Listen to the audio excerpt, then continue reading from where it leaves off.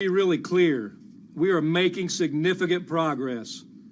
In just 3 weeks, we have moved these companies further than anyone thought was possible. So if they're not expanding strikes here, and he's striking a tone like that, you know, is this the positive side of the negotiation where he shows that he can be a cooperative player here, maybe that unlocks something over the weekend, and I don't know, there's an end in sight? Maybe. I'm sure there is a very concerted strategy here, although it's worth noting, even though car makers were spared an escalation, the thousands of workers that are already striking a number of different facilities will still do so. It just hasn't expanded. Well, that's absolutely right. And I'd love to hear what David Weston has to say about this. Our friend in New York is with us, the host of Bloomberg Wall Street Week. And as you've learned over the past couple of weeks here, and I was talking with David, he's an expert on this. He grew up in Flint, Michigan. His dad worked in the car business and is, in fact, a member of the UAW. So what do you think here, David? It's good to see you, by the way. Is this the sweetener now? We're seeing a different side of Sean Fain as he gets closer to the mark. Well, just take a step back, and it's great to be with both of you.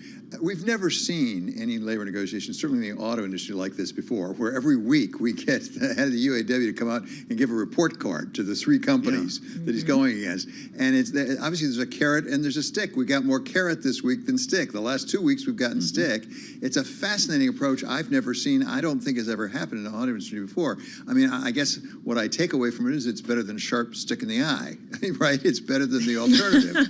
It's all better than the alternative. And I must say, I heard in the clip that you played a little bit earlier that if in fact it's right, as Mr. Fain said, that GM has now agreed in writing to bring the battery facilities and for the new EVs under the master agreement. That's a big issue. That's a big give. Now, I'll hasten to say that's great. Those people now get to be unionized. It does not, of course, address the fact that we're told that something like 40% fewer workers will be needed for EVs. There's still that issue out there. But the ones working in the battery plants, it sounds like, at least for General Motors, will actually be UAW members. David, I know you know Mary Barra, the CEO of General Motors, quite well, and it does seem like General Motors has been the firmest in terms of not caving to a lot of the union's demands, at least to that point. GM, of course, gave an update earlier this week. This thing has cost them $200 million thus far. They took out a $6 billion line of credit just to, I guess, provide liquidity should this last for a while longer. Do you think something has changed for GM's leadership, for Mary Barra? Well, I don't know what's going on in the negotiation, but I do know Mary. I've spent some time with her, and the two things I will say about Mary is, number one, she knows her business really well. I mean, she started on the factory floor. She went to what is called Kettering University in Flint, Michigan, actually. Her degree, her college degree, is in auto manufacturing. She knows that business backwards and forwards, so she knows where she can give and where she can't, number one. Number two, the one thing we've seen from Mary Barra is ultimately she's a pragmatist. Remember, she sold the European operation, the Opel operation, which is a big issue. A lot of people would not have had the ego to be able to do that. She does that. So she'll decide it on the merits. It's not personal with her. She loves her company, obviously, but it's not personal. It is business, and she knows that business well. So I have confidence that she knows what she's doing. Well, maybe we're getting close to something here. It's awfully difficult to tell from the outside looking in, David, but it does speak to the jobs report out today.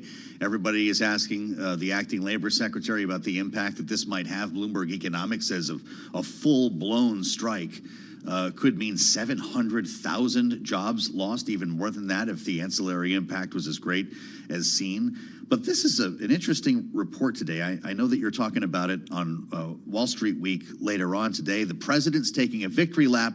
The bond market is freaking out all at the same time. Is this good or bad news? Well, that's a great question. I mean, it's a good news for the people who got jobs, right? That's good. Yeah. And it certainly indicates the economy is stronger than what a lot of people thought it was. I'm not sure it's as good news for the Fed or for the markets about what it says is going to come next. We talked to Larry Summers, our special contributor on Wall Street Week earlier, about exactly whether he thought that this was really good news or not. He sees it as decidedly a mixed picture. These are good numbers, and you got to recognize that these are good numbers, but I can't say that they give anything like assurance of soft landing.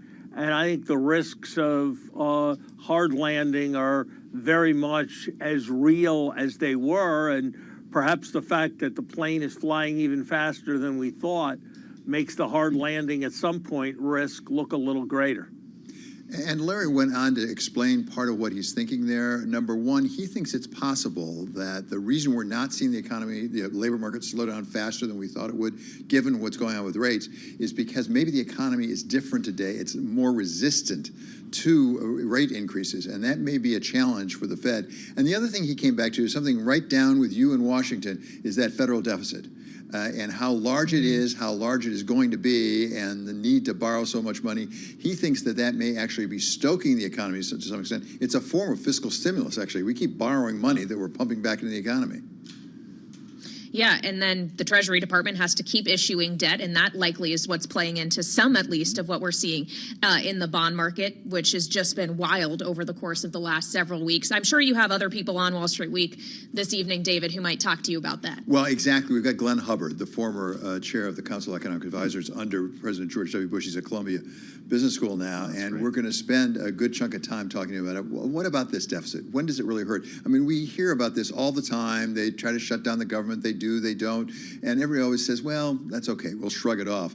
At what point does it really come home to roost? Or one way to ask it is, are we about to see those bond vigilantes come back? Yeah, how about that? I'm looking forward to Glenn Hubbard.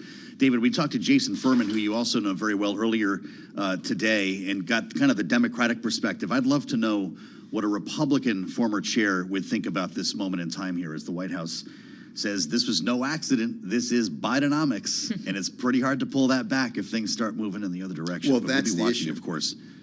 That's Yes, the issue. sir. Is Bidenomics on the upside? Is it going to be Bidenomics on if there is a downside? Will it still not be an accident?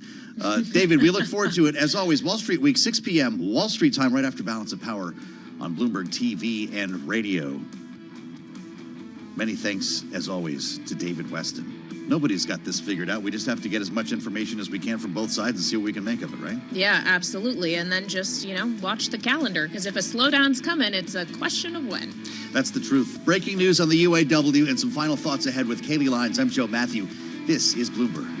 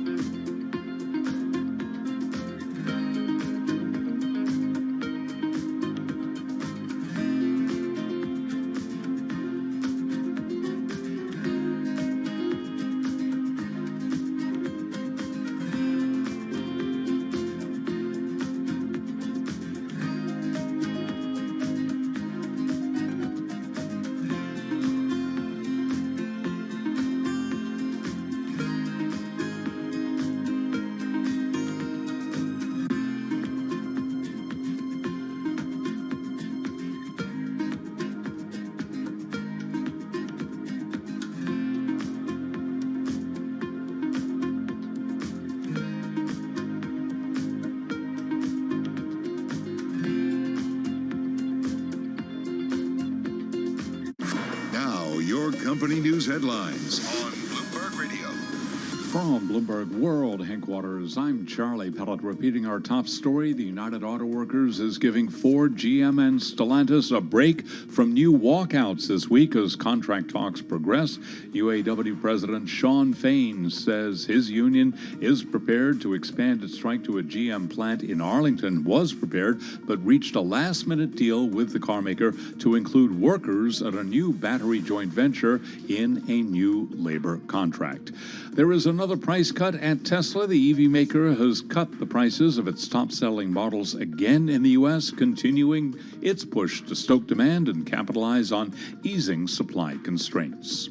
ExxonMobil is in talks to acquire Pioneer Natural Resources, nearing its largest takeover in more than 2 decades, as the energy giant seeks to become the dominant American producer of shale oil. Paul Sankey is lead analyst at Sankey Research. He says the list of takeover targets is dwindling. You know, that was why Pioneer was considered to be such an obvious takeout candidate, because there's just less and less companies. There's a couple of big privates, Endeavor, Mewbourne, which are always tough for us equity analysts to analyze in terms of them being private.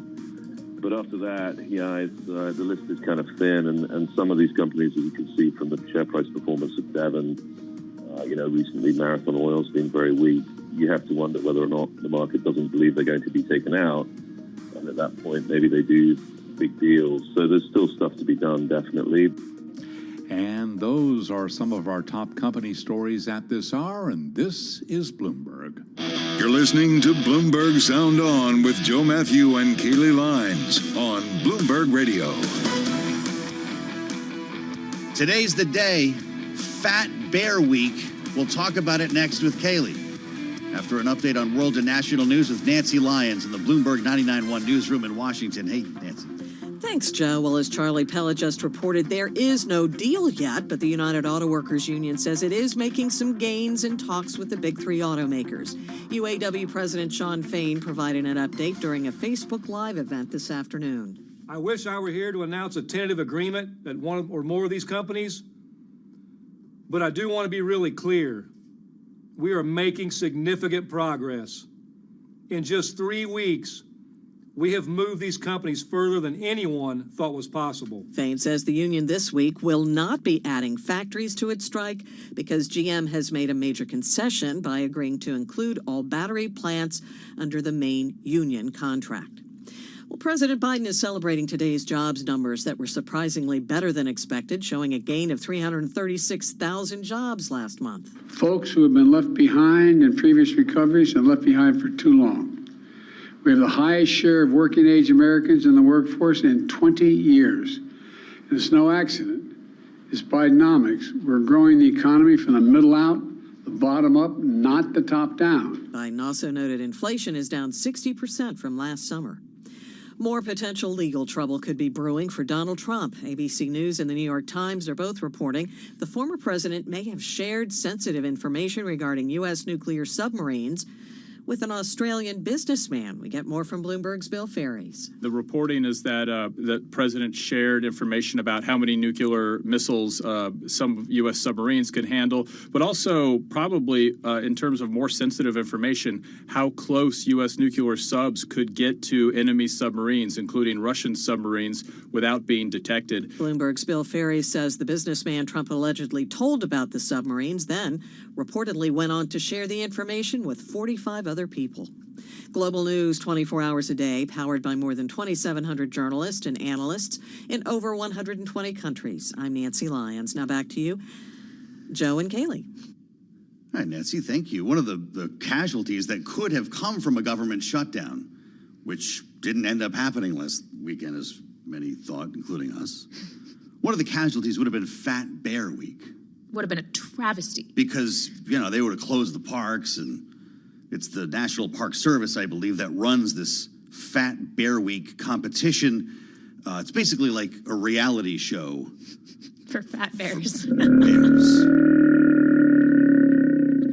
Did you know, that's a big bear right there. Mm-hmm. Adult male bears average between 700 and 900 pounds middle of the summer. By this time, they can top 1,200 pounds as they prepare for hibernation. And this is an online contest. Right. For somebody pick your favorite fat bear.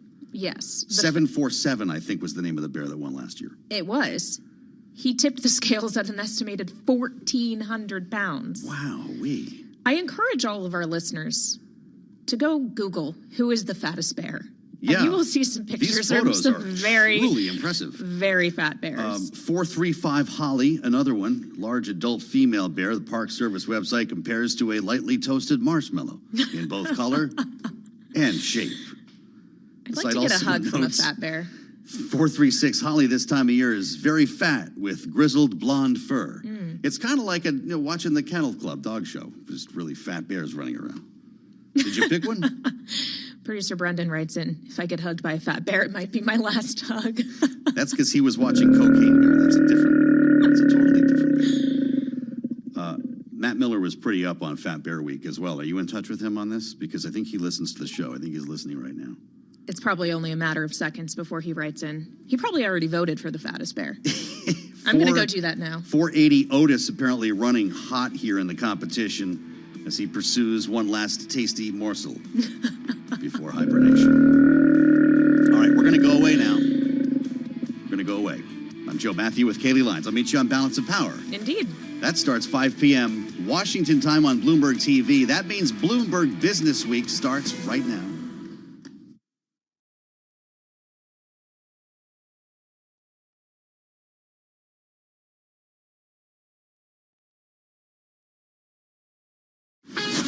This is Bloomberg Business Week. Insight from the reporters and editors who bring you America's most trusted business magazine, plus global business, finance, and tech news as it happens. Bloomberg Business Week with Carol Masser and Tim Stenivek on Bloomberg Radio. And happy Friday, everybody. It is Friday, October 6, 2023.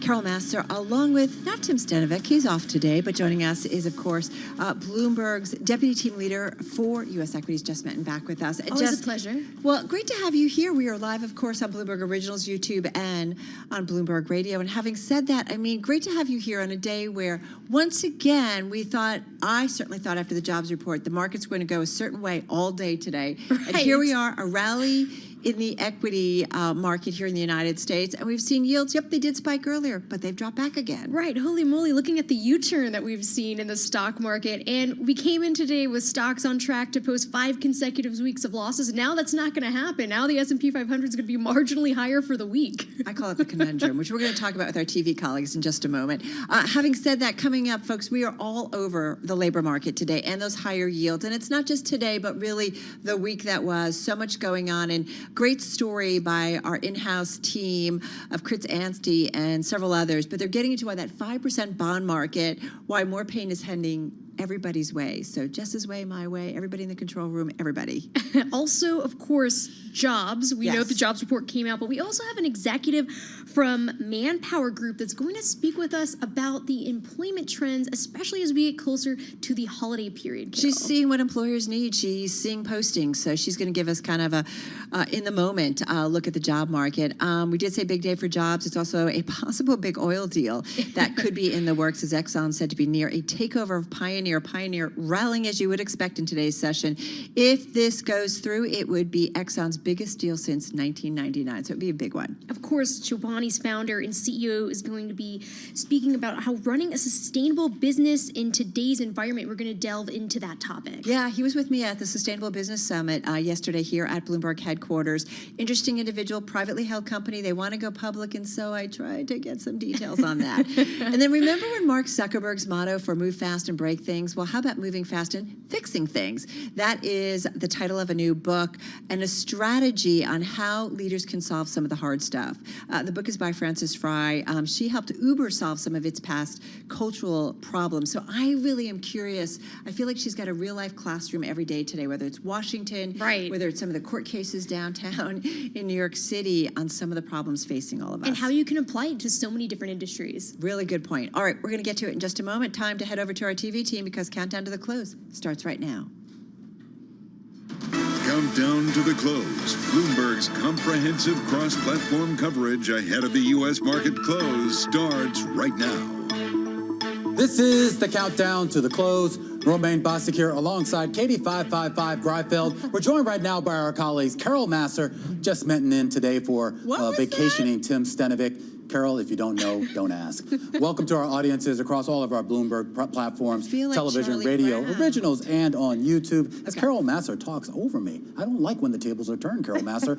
I will say this, though. Let's talk about the market here, because the tables really did turn there. Off of the back of that jobs report, the knee-jerk reaction was to the downside, but that flipped in a big way by the time we got to the start of the close. Yeah, I have to say, listening into surveillance this morning and thinking, okay, it's going to be a certain tone in the markets today, and then we turned around. Having said that, I feel like this is the conundrum that is 2023. As the markets, get a certain piece of economic data or some news, if you will, from the Fed or some Fed speak, and we go one way, and then we kind of can switch gears if something new comes out. Having said that, great piece on the terminal that talks about this 5% bond market environment and how it will impact everything from M&A. We're already seeing it play out in the housing market. So much going on, Jess. And especially when you're looking not just what's happening in the U.S. with the 10-year Treasury yield, but also some of its counterparts overseas, Germany, as well as Japan, getting close to that 5% threshold there. And it's interesting, the other day I wrote a piece where there was a chart and they were looking at the earnings yield for the S&P 500, basically on par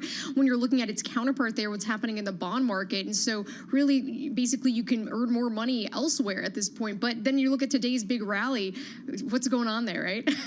Jess, I actually wrote that same story about last month. If you look at 6-month Treasury bills, I mean, basically I wrote it 5 years ago. In the bond market right now, you can find way more competitive yields and earnings than you're actually getting in equities. But to the point that, something will break. I saw, I think it was Mohamed El-Arian come out and say that yields at 5% or where the Fed is going, something will break. Clearly, the job market hasn't broken yet. Okay, well, that's part of the issue, though. I don't know. I mean, you can look at the jobs report today and you can say, okay, it was a good jobs report. Doesn't that provide the narrative for the soft landing? Or you look at that jobs report and you say, oh my God, 336,000 jobs created. The Fed has to hike about 20 more times. Well, but it's interesting, right? And we got the headline on non-farm, and I think it was such a shocker because it blew away any estimate that was out there. But we talked about average hours worked remained flat and below last year's surge. We talked about, that's of course the household surgery. Oh, no. Well, it could feel like surgery. The household. What do you think survey. Carol Masser is doing in our household at night when no one's watching? Probably something. I walk cool. a lot of dogs. I do a little bit of dishes. That sounds fun. And I read in. Why are you asking? How many dogs? Why am I asking? I have 2 now.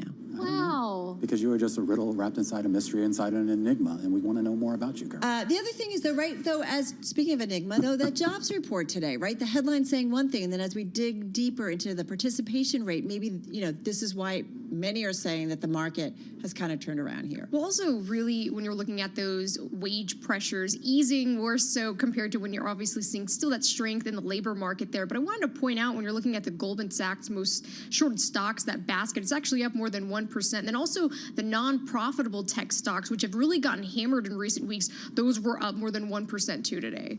Yeah, there's a lot of bets sort of blowing up right now, of course, as the market, again, we were all coming in and we expected a certain reaction. We got something different. I mean, that's the headache for a lot of money managers right now as well. Yeah, and it gets back to that whole idea of just the volatile nature of this. And we should point out that volatility keeps a lot of folks on the sideline, whether the market's going in the green or in the red. The fact is, a lot of people want to see stability before they come back and make any sort of conviction bet. Yeah. You know who likes volatility, though? No. Traders. That's true. Oh.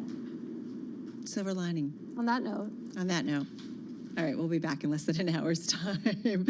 Our cross-platform coverage. We're going to wrap up the sounded true. We're going to wrap up the trading day and the trading week. Join us, radio, TV, YouTube, and Bloomberg Originals. Join us for Beyond the Bell at 4 p.m. Wall Street time.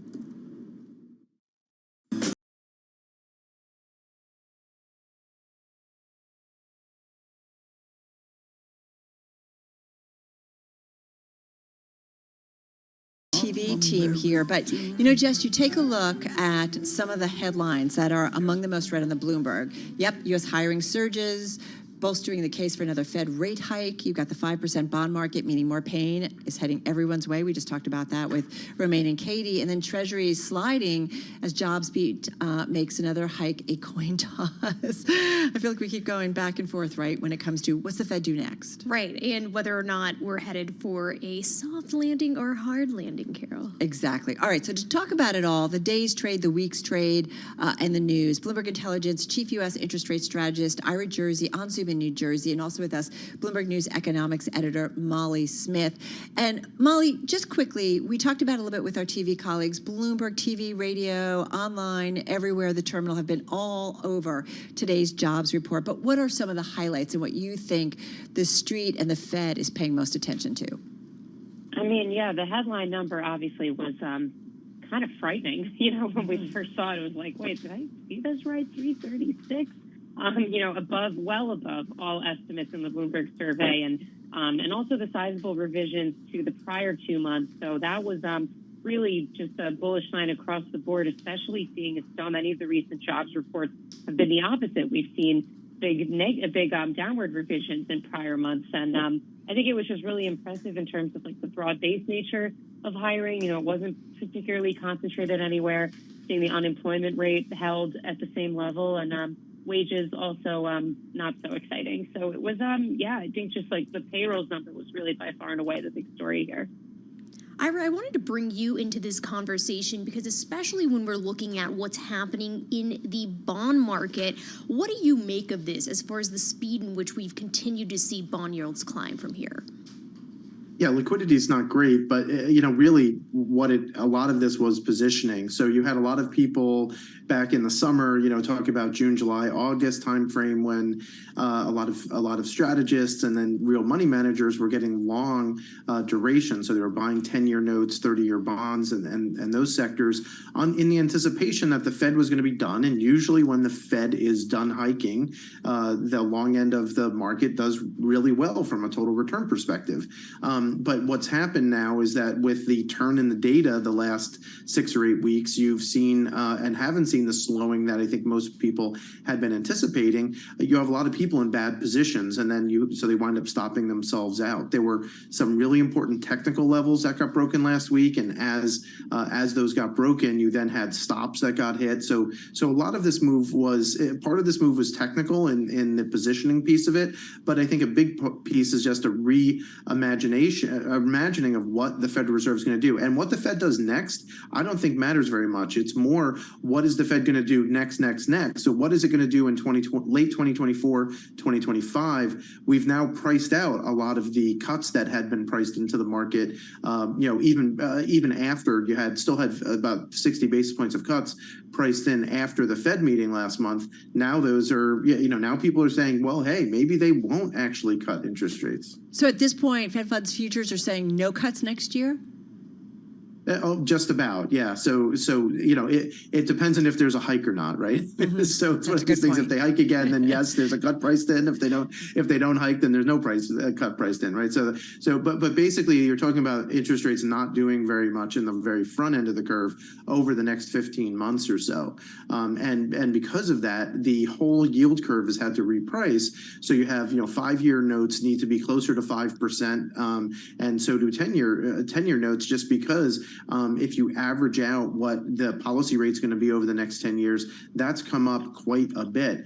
Interestingly, Carol, I was just looking at this earlier today. Yeah. If you look at what the market thinks the 10-year note's going to be, so you look at the 15-month forward 10-year rate, that is exactly where we are today, 4.8%. So the market seems to think right now, that there's going to be very little movement in the long end of the curve. Is that going to happen? No, it's not. So that means that there's going to be a lot of relative value in trades to do, but it might be a little bit early to try to think about exactly getting long because of the poor momentum in the market and the good economic data. Molly, I want to bring you back in here because the economic data from day to day can create, or, you know, it's like a whole new think among the investing public or traders about what happens. And I just wonder, you know, here we are digesting an important data point, but I do wonder, we've got inflation next week. Could sentiment change much, you know, from what we heard from Ira? Oh, absolutely. I mean, take a look at what happened this week. You know, there was a bit of a relief rally on Wednesday after the ADP data showed a really weak private payrolls print. And then 2 days later, you know, gangbusters on the government jobs report. So you can see it's really a very fickle environment right now, and it doesn't take a whole lot to move the needle. I mean, in terms of next week coming up, obviously CPI is going to be the big highlight later in the week. We also have producer price index before that. You know, maybe, you know, you miss inflation expectations if that moves the needle on anything. And of course, we get the Fed minutes as well. So all of those, some good data points to look ahead to. Hey, Molly, when it comes to what we're seeing with the wage pressures easing here, how much of that today was part of offsetting maybe some of the labor market strength that people maybe would have been concerned about there? I mean, it's a little bit tough because, like, you can't really compare this with the JOLTS report because it's not the same month. But if you were to look at it at the value of, you know, job openings going up by a ton, and then wages coming down a little bit, like that would make sense, right? You know, like that workers like maybe don't have as much leverage here. You know, that there's so many job openings right now, or that they can. Oh, they do have a lot of choice, actually, in that way. So, I mean, but yeah, like I said, it's, you know, it's 2 different months. It's a little tough to square the two here. But this, I mean, at least, like, I think the Fed will probably, you know, if there is some positive takeaway from this report, to see a more, you know, modest number on the wage side, that is certainly a good one for them. Ira, we've talked a lot about 5%, but we've also heard, you know, various individuals talk about 6% or 7% when it comes to U.S. yields. Are you ruling that out yet in terms of your analysis and research? 7% would be pretty astounding. Okay. I can create a realistic scenario where we get to 6%, but I think that would require a reacceleration of inflation and the Federal Reserve to start hiking rates more. It's hard to see at this point how the market is going to price for a steeper yield curve. So let's say that the Fed does nothing right now, a significantly upward sloping yield curve in an environment where you don't have accelerating inflation. So I could see a flat yield curve, right? I can see a scenario where we wind up getting a completely flat yield curve at 5.25%. But the market's always going to be pricing for the Fed's next move at some point, right? So it could be that the market prices for the Fed not to cut interest rates until 2026. But even if it does, then that still means that you're going to have 10-year yields need to be below the overnight rate. And so it's going to be hard, I think, to get 10-year yields up to 6% without the Fed hiking. But that being said, you know, oil goes back to over 100, and you wind up with a reacceleration in the labor market, and the next thing you know, you could wind up with the market pricing for interest rate hikes, and that could certainly push yields more. Nowhere near my base case scenario for sure, but there is a realistic scenario where we get there. What do you think, Ira, would be the make or break level in the 10-year Treasury yield to really see asset classes basically having to reprice, especially in the stock market? Or collapse. Right. Well, I guess that's a better question for Gina Martin Adams, our equity strategist, right? Because I think that comes more down to valuation, right? So if you look at what's been moving this market, though, there are tighter financial conditions. I think you mentioned that a little bit earlier in the segment, where if this whole entire move has not been on higher inflation expectations. So even though we had this blowout jobs report, it wasn't that that inflation break evens and the market's expectation of inflation moved up. It's all been in real yields. And real yields tend to move because of tighter monetary policy, market volatility, and fiscal deficits. So that's, in fact, our model. Those are the three inputs to our model for 10-year TIPS yields. 10-year TIPS yields approaching 2.5%. Our model says 2.6%, so reasonably close. But it's because, in large part, because of the expectations of what the Fed's going to do, as well as just the massive volatility we've had in Treasury yields. And investors want to be compensated for that volatility, and that shows up in TIPS yields for sure. Hey, can you, in 30 seconds, your column on the $6 trillion tidal wave in the Treasury market, what do we need to keep on our radar? Just quickly, if you could. Yeah, so that's all about T-bills. There's still T-bill, the amount of T-bills that are going to need to be issued over the next quarter is still going to rise. So there's going to be plenty for money market investors of supply for them to invest in. That's good because there's demand out there, Money as we know. markets. Hey guys, thank you so much. Really appreciate it, and have a great weekend. Bloomberg Intelligence Chief U.S. Interest Rate Strategist Ira Jersey out there on Zoom in New Jersey, and of course Bloomberg News Economics Editor Molly Smith joining us on the phone in New York City. You can find Molly at Molly Smith News on Twitter, and you can certainly catch Ira and his research and his team's research on the Bloomberg. You are listening and watching Bloomberg Business Week on this Friday. Carol Massar along with Jess Metton in for Tim Stenovic, and this is Bloomberg.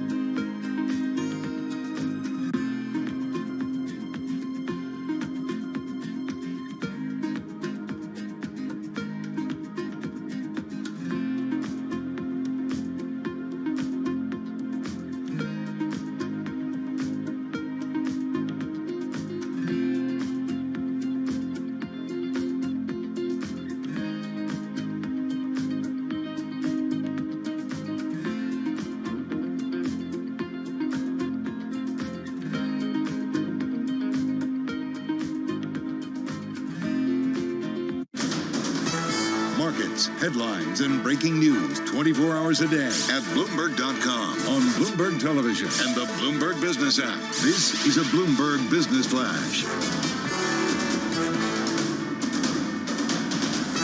It's 3:21 on Wall Street. We do check markets all day long. Here at Bloomberg, automaker shares are advancing. The UAW is giving Ford, GM, and Stellantis a break from new walkouts this week as contract talks progress. GM up now by 2.8%. Ford shares up 1.4%. Stellantis up by 3%.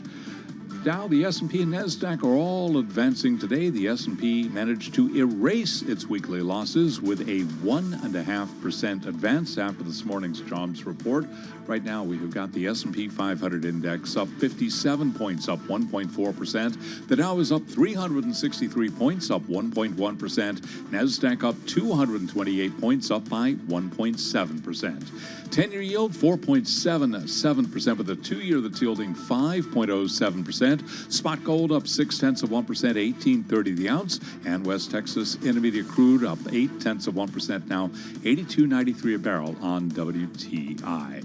Jobs Friday, reaction to the employment report and what it means for the Federal Reserve, from Victoria Fernandez, Chief Market Strategist at Crossmark Global Investments. We still obviously have a very strong labor market out there, and I think that's going to be difficult for the Federal Reserve. I know higher rates. Barry Daly was saying that that's like a rate hike, that takes the place of a rate hike. But when you have numbers this strong, and if we get a CPI number that does not show the level of disinflation that people are looking for, I think the Fed is back in the hot seat of needing to hike another 25 basis points. And you can hear more of the conversation with Victoria Fernandez on the Surveillance podcast. You can download it wherever you get your podcasts.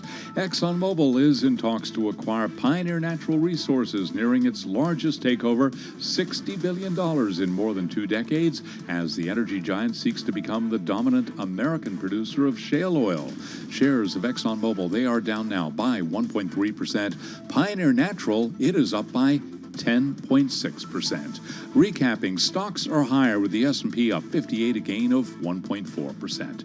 I'm Charlie Pellet. That is a Bloomberg Business Flash. All right, Charlie, thank you so much. As Charlie's been reporting, non-farm payrolls increased 336,000 last month. I feel like we should all get like headbands and caps and T-shirts, because it really was a shocking number. It's the most since the start of the year, after sizable upward revisions to the prior 2 months. So it's not just this past month, it was the prior months to September as well.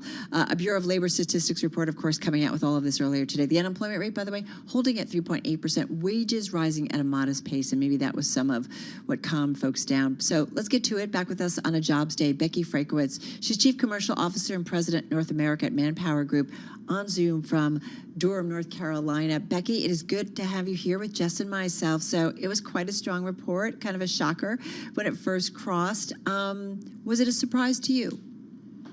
Yeah, it's a blockbuster report. I mean, Carol, what we're seeing is employers, as we go into the holiday season, they really want to enter the first of the year fully staffed. And so when you think about what Jobs Report Friday really is, it's the match between open opportunities and people and what they want to do. And so we're seeing that match increase. So it just shows the resilience of an increasingly cost-conscious American consumer. We saw that because we saw services, leisure and hospitality go significantly up, almost 100,000 jobs. Out of all the jobs created, over 200,000 were in services versus durable goods. And so Americans are wanting to continue to experiences and eating out, and that's why we're seeing companies like Domino's fall into a top employer, from cost consciousness, Walmart, Dollar General following in the top employers. And so a very resilient yet cost conscious American consumer. So what industries are seeing the highest demand for labor at this point versus those that are seeing the weakest? Yeah, so this is a headline that hasn't necessarily been covered today. If you think about in real-time data, Jess, and that's usually the view that we bring because we can track by sector, by day, what's happening versus looking just back at BLS. As we look ahead, what we're seeing today is a warm-up in holiday hiring. And the heavyweight holiday heroes is going to be operations and logistics. So for the first time in 3 years, we saw IT jobs fall out of the top 3 sectors. So it's been medical, sales, IT. Now it is medical, sales, and think about sales as getting ready for the recovery in the economy. So companies want to have a full sales team. And now in the number 3 position is operations and logistics. And how that's tied to holiday is we are seeing more clicks than bricks from Americans as we go into the holiday hiring period. And so Americans are shopping more online. A little bit they recovered from COVID, went out into retail last year. This year we're seeing Americans shop online. That's evidenced by big headlines from Amazon, hiring 100,000 more workers than last year. year. Target hiring 100,000 workers given their click and collect program. So we have some optimism in the upcoming months. So I'd say that's one of the standouts is logistics. And again, medical continues to be in number one, and number two, sales, for the reasons I mentioned. It's interesting. I mean, I don't know, do you talk to some of the companies that are posting or that are looking to hire? Is it because they are doing more business, there's demand out there? Is it, again, that labor hoarding story? Becky, what is it? Because it's interesting to hear what you say about that they want to kind of be stocked with workers heading into the new year. Yeah, so it's really, I mean, Carol, it's actually not very complicated. What's fueling our economy today is the confidence of the American consumer. We continue to spend. And as long as we continue to spend, that generates demand. Again, we're spending on services much more than goods, so keep that in mind. But as long as we continue to spend, it generates demand, and companies are going to seek to fill their open positions. Now, I want to be clear, as we look at the job demand, which is what fuels ultimately BLS, we have seen a little moderation month over month, Carol. It came down about 5% month over month in terms of overall jobs created in the economy. But, you know, people say, hey, the fall weather's here, the labor market's cooling. But I would tell you, it's not winter yet, hence the holiday hiring optimism. So what's really driving some of that optimism when it does come to the holidays? Yeah, again, we as Americans now are buying more online. So in COVID, we didn't really have the optionality. We had to buy online. So you saw a significant increase in ops and logistics to fuel that during COVID. Then we got to go back to stores. And so last holiday season, people went back into, you know, shopping malls and retail stores. And now we're seeing that moderate again to more click. You know, and you also know when you click, you tend to spend more. It's hard to keep up with your basket, if you will, across multiple providers. And so it's giving some optimism. And we're seeing the traditional retailers. Again, I said Amazon, but Target, again, with their click and collect program, they're hiring as well. So it's not limited just to the online retailers. It's probably why my husband's like, slow your roll, babe, with Amazon. It's so easy. It's terrible because it's just like, oh, I think, I do. It's like crazy. Yeah. But it is interesting when you talk about logistics and kind of gearing up for the holiday season. That makes me think, though, they'll get through the holiday season and let some of those folks go. I mean, are these full-time positions? Are they getting all the benefits and everything, or is it temp? Yeah, Carol, so this is seasonal. It happens every year. Yeah. You know, if you'll recall last year, you and I talked about the fact that we weren't seeing the increase that we thought we would. So last year was a little bit of a different from the past. But this year, we're seeing holiday hiring come back with strength. And it usually is people who want to get a second income to round out their holiday shopping, or someone who just wants to go to work part-time to get their holiday shopping. So this is a fairly normal cadence for the American economy. Again, last year was abnormal, though. So it's very nice to feel some normalcy come back into the patterns. So, Becky, if you had to use a word or two words to describe the labor market right now, what would it be? I'd say very tight. It's very tight. And so we're seeing, you know, it's taking 44 days on average, Carol, to fill a job.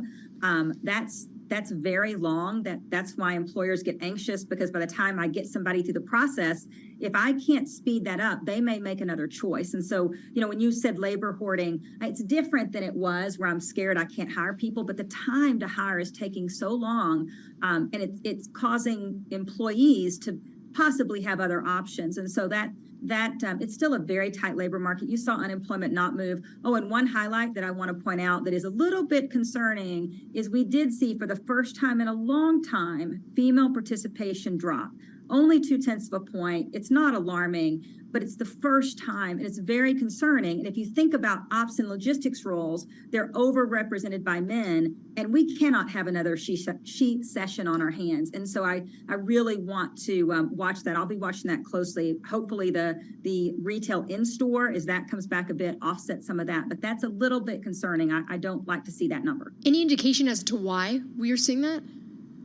Yeah, so it's, you know, there's a lot of headlines around the child care situation and what's going to happen, the cliff that could possibly happen there. That's concerning. But I also think the mix in the economy is changing a bit as we see this growth in ops and logistics. And so that something for all of us to keep a close eye on. Hey, Becky, you mentioned 44 days on average to fill a job. You said that's very long. Is that kind of where we were 2019? Like, give me a little perspective.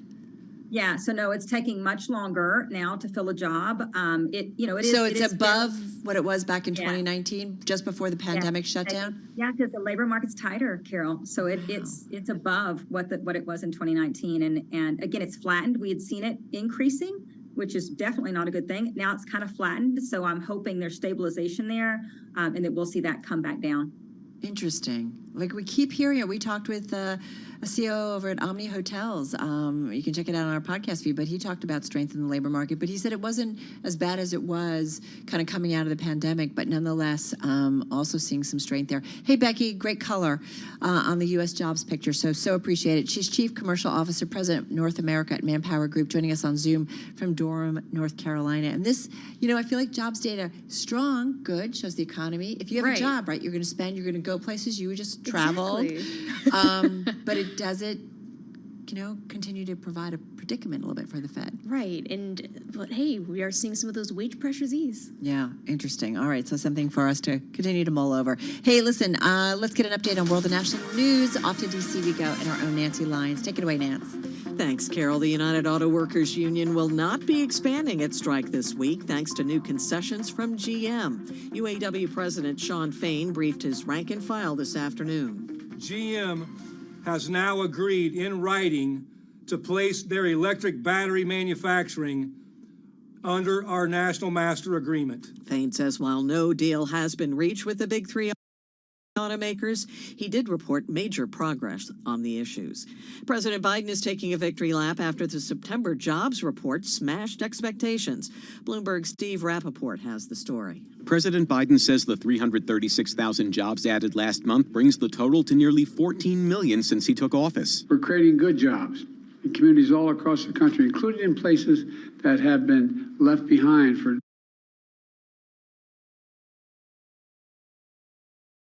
the last, in some cases, 20 years. The president touting the numbers as proof that the concept of what he calls Bidenomics is working. We're growing the economy from the middle out, the bottom up, not the top down. The report from the Labor Department also shows the unemployment rate holding steady at 3.8%. Steve Rappaport, Bloomberg Radio. Former President Trump says reports he shared potentially classified information about U.S. nuclear subs with an Australian businessman are false and ridiculous. He admits, though, he often shares the U.S. makes the best submarines and military equipment, and also he promotes the greatness of America.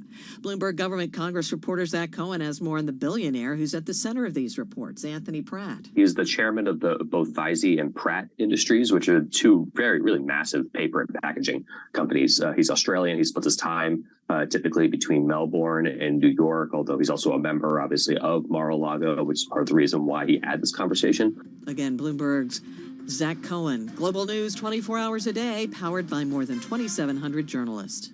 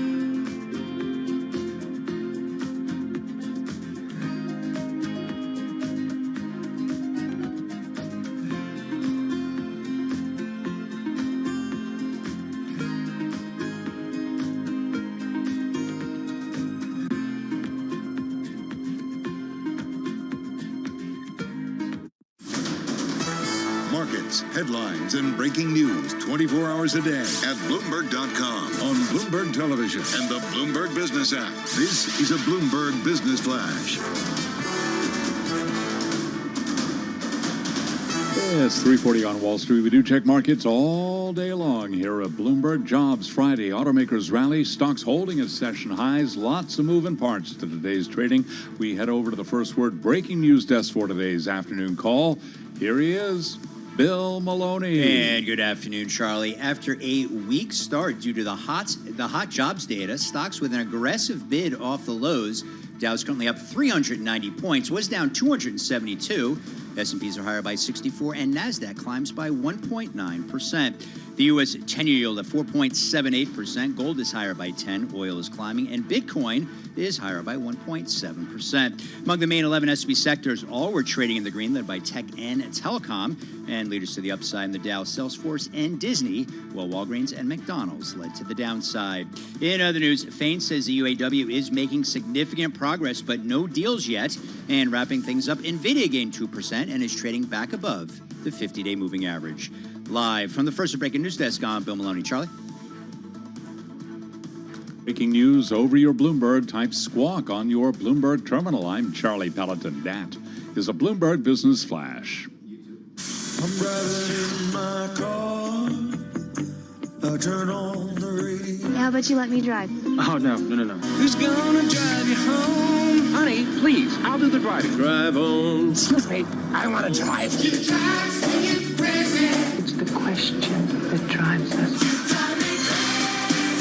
This is the Drive to the Close. That funky music will drive us till the dawn. On Bloomberg Radio. All right, everybody, just about 18 minutes left in today's session. Carol Massar along with Jess Metton. Jesse, of course, in for Tim Stanovic on this Jobs Friday. And we've got a rally underway, 1.9% higher in the NASDAQ. Charlie was just talking about the trade. So we're seeing buying into the close. Not, we're almost getting ready to wrap it up. Right. How do you make sense of it as somebody who is constantly reporting on the markets? Well, I look at a lot of different corners. I brought up earlier about the shorted basket, most shorted stocks in Goldman Sachs basket, as well as those non-profitable tech. So you're seeing those corners of the market actually higher than the broader market. So I think there's some things underlying surface there. So it's not just more broadly in the equity market, but then also trying to figure out, okay. So does it mean it's a strong trade, this buying, or no? Not necessarily. Okay.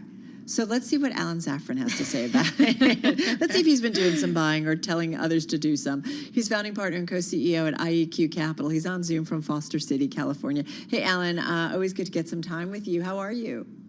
I'm doing great, and it is blazing hot here on the West Coast, like it's blazing hot today in the market. So do you buy it? Do you buy this trade? This is a technical snapback from an oversold condition. But fundamentally, I don't really buy it in the short run. Basically, this is the Goldilocks trade. If you think you're going to get strong economic growth and moderating inflation, this is what you're looking for. Our perception is when the Fed has raised rates these many times, inevitably you get an economic slowdown. That coupled with wage pressures, when you see strikes taking place with auto workers, people in Hollywood, when you see the healthcare system, Kaiser Permanente, it's telling you wages are going to go up, margins are going to get hurt a bit next year. So we're a bit skeptical about the projected 12% of earnings growth for the S&P 500 next year, and therefore we're a bit cautious. We think equities remain just a bit ahead of themselves, not egregiously overvalued, but we wouldn't be surprised if a year from now equities were trading at about 18 times forward earnings, which gets you to right about where we are today. You brought up earnings. Clearly, we'll have JP Morgan and other banks kicking things off at the end of next week for the third quarter earnings season. What's your view as far as when the S&P 500 looks poised to potentially be coming out of an earnings recession in the fourth quarter? How do you think that would bode well potentially for the broader equity market at a time when people are debating a soft landing or a hard landing? It would bode well if we're really going to get that earnings growth. So if this year's entire move up, which is at this point about 14% on the index, is entirely multiple expansion. We're going to see no earnings growth this year. So if you really do buy into that 12% earnings growth next year, and people really believe the Fed is finally on pause and we're going to have a more stable and clear environment and uncertainty goes away, great. markets go higher from there. Again, we're just going to try and issue an element of skepticism that it's uncommon for a treasury yield curve to be inverted, for the Fed have raised so quickly and meaningfully, and for not to be a real economic impact. And therefore, we're not quite as bullish as the way you phrased that question to me. You know, there's a lot of individuals weighing in. Michael Hartnett over at B of A saying that the bond market's going to rally big in 2024. He said amid a recession. I saw another Wall Street house talking about, I think this was a buying opportunity for equities. I mean, it's kind of like all over the place, Alan. So what's the major risk right here in making kind of the wrong decision? Well, I think among the major risks are, if you think about it, the American economy go back to basic economy one. It's consumption and investments and government spending with exports minus imports. Consumption is 70% of the economy. Guess what COVID did? It made everybody decide they were going to eat into their savings and go travel abroad and spend all their money and go watch the Taylor Swift concert. And savings are depleting. And if consumption can't keep up at this pace next year, and if interest rates are higher, which is slowing down investing, and if we have more chaos in Senate and fiscal spending isn't going to bail us out, the C and the I and the G that make up economic growth are all going to be less strong than we wish. It doesn't bode well for an exceptionally strong equity market. It doesn't mean it has to plummet, but earnings growth is going to be challenged, we think, a bit more than what is current consensus wisdom. And the typical tailwinds of driving economic growth aren't going to be as prevalent next year. And therefore, it's going to be a little more challenging. What about the consumer? And obviously, when we're thinking about how strong the labor market has held up, does this really signal that a recession is imminent in the next couple of quarters? It doesn't signal a recession is terribly imminent. We would argue it's quite possible.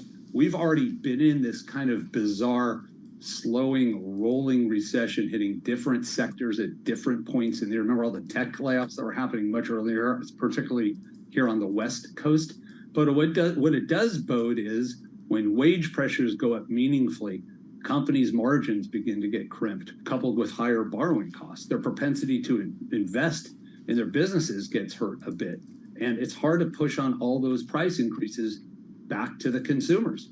You get lower profits and less profit growth as a result. It may not mean a recession, but as you know, the inverted yield curve has yet to fail signaling a recession. So either this time's different, or at least we're going to see somewhat of a slowdown from the rapid economic growth we had seen over the past 12 to 18 months, which has frankly defied a lot of the conventional economic models as a consequence partly of COVID and everybody changing their behavior about how they intend to spend their dollars. They're accelerating spending at the expense of savings. It's not clear that can persist for another 12 to 18 months without some slowdown in consumption. Right, and we've been lucky because the job market has been so tight. So people, whether or not their savings are being pared down, they're continuing to spend because they've got a job and they feel confident about that. And I do wonder, Alan, as you look at the markets, and I think about how quickly things can turn. And, you know, we keep saying about these kind of reinversions or signs that are saying, okay, a recession certainly is near. I don't know. What is the sign that you kind of, or what is there a data point, a metric that you really focus on to kind of get an indication of where to go next, and that also guides you in how you invest? And got about 40 seconds left. Well, typically the unemployment payroll figures are more of a coincident figure, not a leading or backward-looking figure. So when you see payrolls not going up 336,000, twice the pace at which consensus expected today, but a real drop in payrolls, that tells you the party's about to end. And so we saw it also if you go back to last time we had a recession where payrolls was 2007, came down pretty sharply in the fourth quarter, and it led to the recession we saw in 2008 and 9. At some point when payrolls come down pretty sharply, that's the sign that we're in the recession. The issue is stocks typically are in front of that just a bit. And so the ability for that to lead to your decision making is a little flawed because it will already be dropping by the time you see that payroll drop. It's a really good point, right? Markets kind of certainly read into things. Earnings will maybe be really helpful. We'll see what CEOs have to say, and especially how much guidance we get in terms of outlook. Alan, great stuff. Have a great weekend. Alan Zafran, founding partner and co-CEO at IEQ Capital on Zoom from Foster City, California. Don't go anywhere. We're going to wrap up the trading day in the week. You're listening and watching Bloomberg Radio.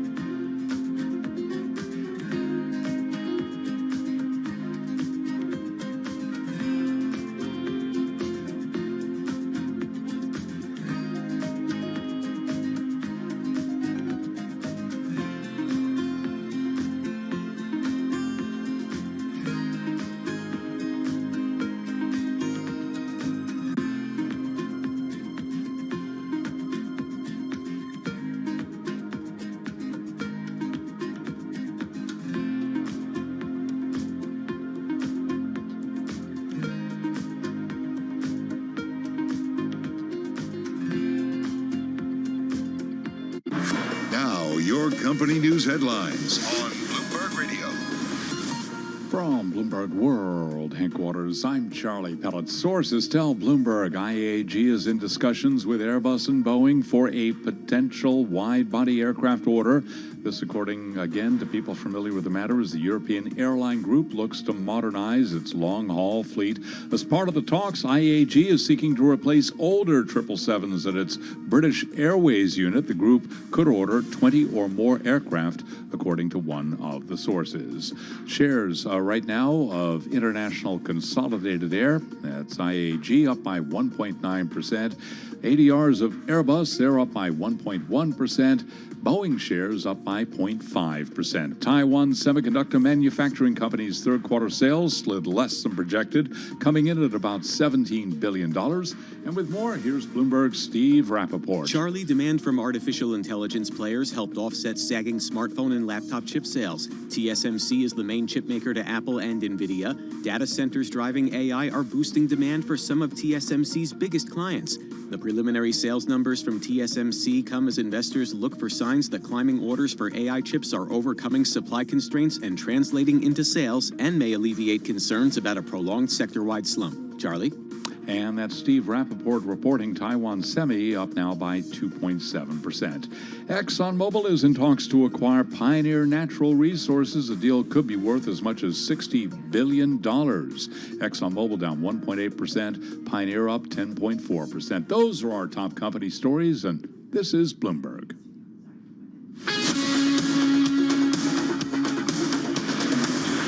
This is Bloomberg Business Week with Carol Masser and Tim Stenovec on Bloomberg Radio. All right, everybody, you are listening and watching Bloomberg Business Week on this Friday. Carol Masser, along with Jess Metton, she's in, of course, for Tim Stenovec. A few minutes, we're going to head over to our TV colleagues, talk about the trade today, which has been another wild ride, and we'll wrap up the week for you as well. In the meantime, speaking of wild rides, I am obsessed with the commentary and conversation around this new class of diet drugs. We're talking about Ozempic and Wegovy. You had Walmart making some comments that they are saying already seeing an impact on shopping demand from people taking Ozempic, Wegovy, and some other ones. And that sent shares of food and beverage companies sliding. So we are seeing kind of an impact. Some will say it's too early, but I don't know, when Walmart says something like this, you sit up and take notice, rather. In other stocks, Mondelez, Domino's Pizza, Church & Dwight, also looking at things like Constellation Brands here under pressure when you're looking at what's happening here on the back of those comments from Walmart. So even just in general, if you're looking at this U-turn in the broader market, the only sector that's down today is actually Staples, down 0.5%. It had been down well over 1% earlier, but a lot of that has to do because most of these companies are housed in that particular sector. And not surprisingly, I mean, because of the big rebound we've seen in tech and growth areas this year, that sector with Staples is down close to 10% year to date already. Well, what's interesting, and in this story on the Bloomberg, investors, and we cite one, he's a global equity fund manager at Aviva Investors, Richard Saldana, and he cautions against reading too much into the stock market swings. He says, whilst we know that these drugs do tend to result in suppressed appetite, we think the moves in the share prices do feel somewhat overdone. He said it is far too early to make sweeping conclusions on what this might mean for consumer habits. I talked about this a little bit with the founder and CEO of Chobani, and talked about food. He went into kind of a broader conversation, which you can find at BloombergLive.com. But he talked more broadly about how food is produced in the United States, and it's largely controlled. Certainly, the packaged food market controlled by some really big giant companies, and it's kind of been the same way for a long time. So you do wonder whether we're increasingly going to be looking at what we eat, whether it's good for us, and what kind of impact these drugs have on. Right, I was just telling you about how fresh some of the food I had in Greece, though I have to admit, I don't know if that's going to prevent me from still buying different candy and other things like Ice that. cream still rules. Ice cream's still good. All right, don't go anywhere, guys. We're heading over to our TV colleagues Beyond the Bell. It starts right now.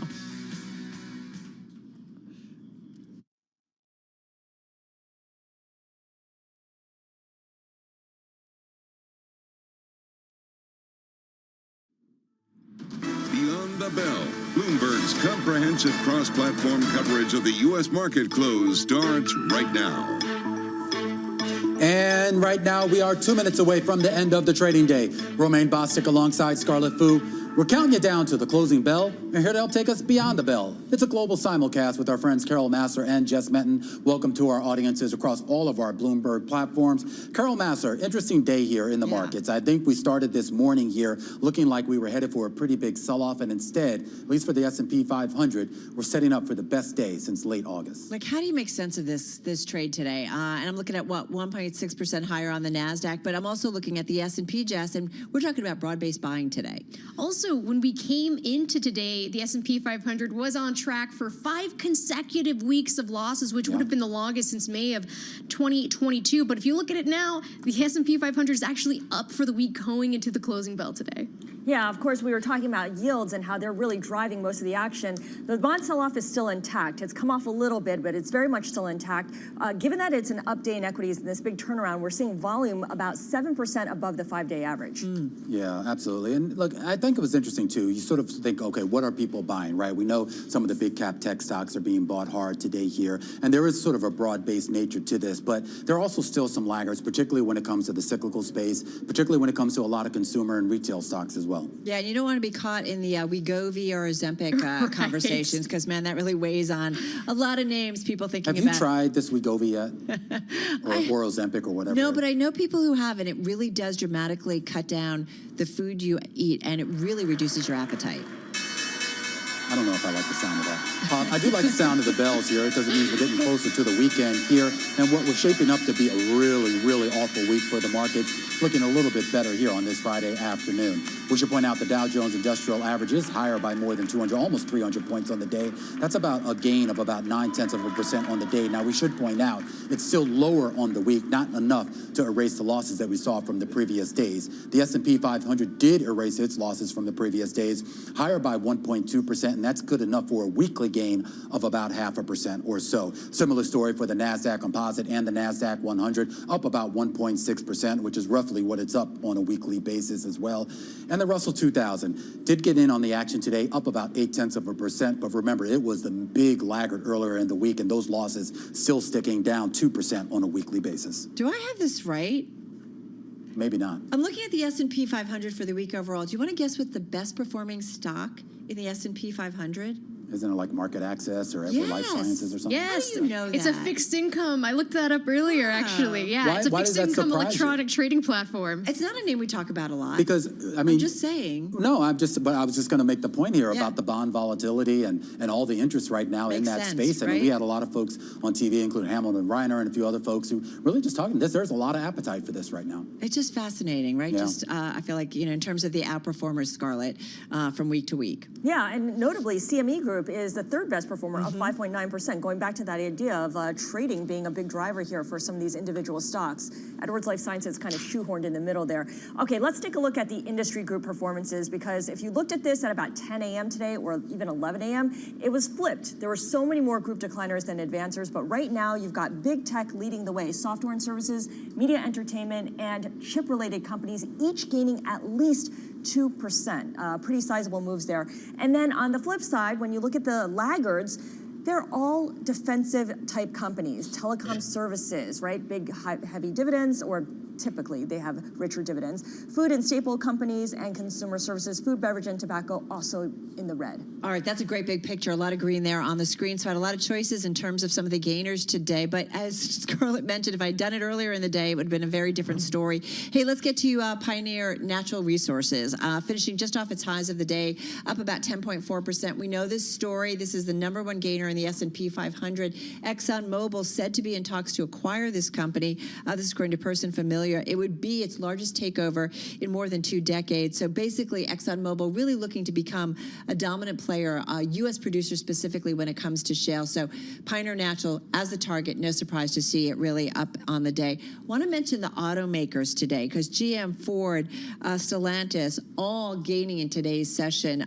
This after the UAW came out and said that the three are going to get a break from some new walkouts this week as contract talks continue to progress. There was some concerns that there would be some new walkouts. So nonetheless, you have GM up almost 2%, Ford up about 0.8%, and then Stellantis up about 3% in today's session. Just quickly want to mention Disney, also an outperformer in today's session, up about 2.6%.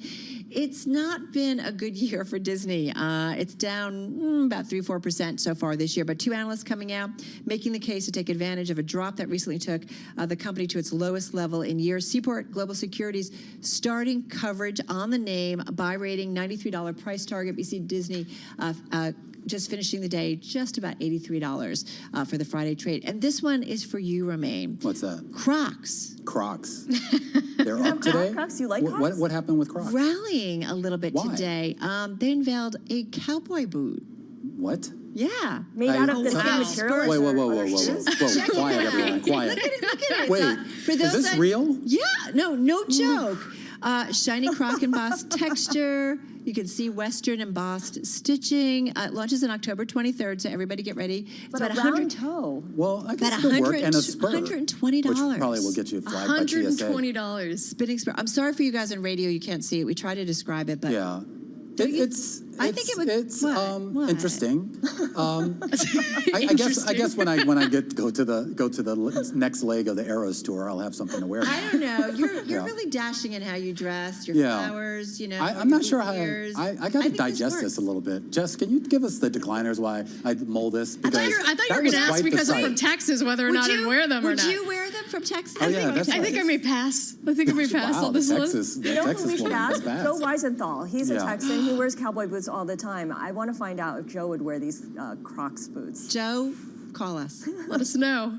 So, switching gears back to decliners here. Well, y'all brought up everything that was going on with this Ozempic threat causing a sell-off here in some of these candy beer stocks as well. How did I miss this Crocs story? I know. I know. My mind's still on the Crocs, too. I don't know how to switch over to think the those rest at of this the show point. is Your team just getting some nice pictures on air, so thank you guys. Mondelez, Matt, Will, MDLZ, ticker on that. Mondelez.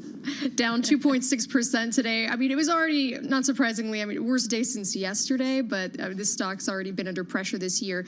But this obviously tied into what we heard after that warning from Walmart on that threat from Ozempic. But then also Domino's, looking at that stock, DPZ. I don't understand this. So we're just going to stop eating pizza and Oreos? I'm not going to. I think. And can't these companies, and if for some reason we do get to critical mass where every single person on earth is on in some sort of Wegovy haze, that can't they just pivot and just like start making salads or something healthier? Well, wouldn't it be nice if actually food was healthier and so that we actually didn't need to go on Ozempic and Wegovy? I have a secret for you, Carol Master. What? There is a lot of healthy food out there. You just have to select it, you know, instead of picking up the Cheez-Its and the soda and all that. I have faith that there will be plenty of people eating pizza and cookies. Wait. You know, when you walk into the grocery store, the first thing is vegetables and fruit. You probably walk right past that section, don't you, and go right to the bakery. No. Look, Okay. I have a banana. That's my snack. As soon But as you I haven't get done eaten it. talking It's with just sitting you there. guys. We don't even know if that banana's real. Oh, Jess, save us. Oh man, I didn't realize Joe Weisenthal was from Texas too. Yes, he is. My mind's still on that too. Anyway, I just wanted to point out too, the S&P 500 restaurant index down 1.3% today. Its lowest level close to about a year. And then Church & Dwight, CHD. That also falling close to 5% today. Worst day since July. All right, before we go back to Crocs, let's just walk through the yield action that we saw here on a weekly basis. You had that 10-year up about 22 basis points here. And we're getting back into those days where, remember, we were always seeing these huge moves on a day basis and a week-to-week basis. Now, we should point out, we talk about this flip-flop that we've seen in the market today. There was still a sell-off in the bond market. Now, it did not end up as severe as maybe what it was earlier in the day here, but you're still talking about the entire curve still shifting higher by about 6 to 7 basis points. You're at solid 5-year on the 2-year, a solid 5-year on the 20-year right now. Your 10-year camped down right around 4.8. We'll just round it up. And the 30-year is still flirting with another run towards that 5% level here. And this is the question I have is when does the market finally just get comfortable with what? 5%? Is that so bad? Did you actually look at the last time we were at 6%? Have you done that? I was thinking because I did do it. That's why I brought it up. Well, thank you for doing that. But I keep thinking about because they keep saying these levels go back to 2007. And Scarlett, I don't know if you do this. I think about where was I in 2007? Yeah. Did I feel pain from the levels? No, seriously. It's a different kind of pain. But it was different, right? It was a different kind of pain. What you didn't know back then was how many years we'd have near zero interest rates and all the different things that would engender. One thing to keep in mind, of course, is the pressure on the bond market is on issuance, right? How much new supply is coming on. There's going to be the 2-year, 10-year, and 30-year auction next week, in the same week that we get the big CPI report, because the focus really now is whether the CPI report will back up what we saw in today's jobs report. I'm over the CPI report. Here's the thing. If you want to know how well the economy is doing, okay. So we can just forget the CPI report because you're over it. Yeah, I'm actually off that day anyway, so definitely forget it. But when we talk about economic activity, isn't that really more indicative, I think, of what the market kind of wants to see? I mean, I'm not saying inflation is important, but if the trend is down and that continues here, then it's the other economic indicators that are going to have much more of an outsized effect. I care if just people have jobs, because if they have jobs that maybe they'll, even if their balance sheets are low, they'll keep on spending, right, Jess? That was some of the conversation we had earlier. It definitely was. Something I wanted to point out quickly, though, obviously earnings season is kicking off next week, but do you know what's also next week, next Thursday? The 1-year anniversary of the S&P 500 hitting its low last year. Wow. There we go. I've got a story with Elena Popina coming on Sunday. I think we should all go to Crocs and buy cowboy boots to celebrate. Is that going to help us? It provides some economic momentum. I notice they still have the holes in the front, though, right? Like if you're going to, I guess you're not going to use those for real cowboying. Scarlett, don't you think he's going to go out and buy them? I can feel it. I mean, you know, You should. We'll make sure to push it all over social media when You it can wear happens. them to go watch the Taylor movie in the theaters and then go watch the Beyonce movie. I feel like if you walked into a bar in Texas with these on, Beyonce you'd probably get is thrown from out. Texas. She's from Houston. No, would you be thrown out if you walked into a bar with these in Texas? I mean, you'd probably get some looks for sure, but... All right, guys. We got to wrap. Lots of fun.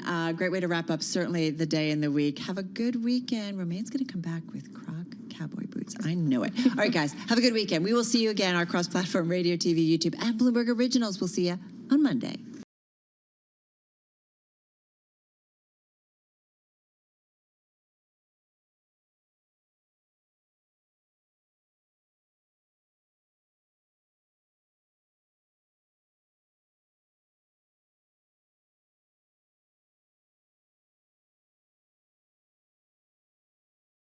Families, businesses, governments were effectively living in a world of free money. We talked about it. We lived in it for so long. The Fed's benchmark interest rate was 0. And then you had central banks in Europe and Asia even running negative rates to stimulate economic growth after the financial crisis and really through the pandemic. It was a long environment of free money, essentially. So not where we are today. Today's higher rate environment, of which so much is benchmarked globally off of, presents a very different scenario, potentially unlikely for everyone. So writes Bloomberg's Chris Anstey and team today. So let's get to it. Bloomberg News chief correspondent for global macro markets, Liz McCormick, is with us on Zoom in New Jersey, and Bloomberg News senior editor Chris Anstey on Zoom from Boston. Chris, I want to start with you. We've been all obsessed with this story, talking about it a lot. For the macro environment, what's the consensus here on this Friday about the reality of this rate environment that we are living in and what's going to be impacted? The story that we have out there on the terminal today is, trying to scope out the consequences for the global economy and the components of it if we've got these 10-year benchmark U.S. Treasury yields nearing 5% and staying there for some time. Despite the positive close on stocks today, which seems particularly puzzling, you've got to figure that it's going to cause major pain as all the companies' bonds and loans come due and come up for refinancing. They're going to be refinanced at a much costlier rate. That's going to crimp, earnings unless you have big top line growth. That's going to hit the government in terms of financing costs. That's going to hit homeowners.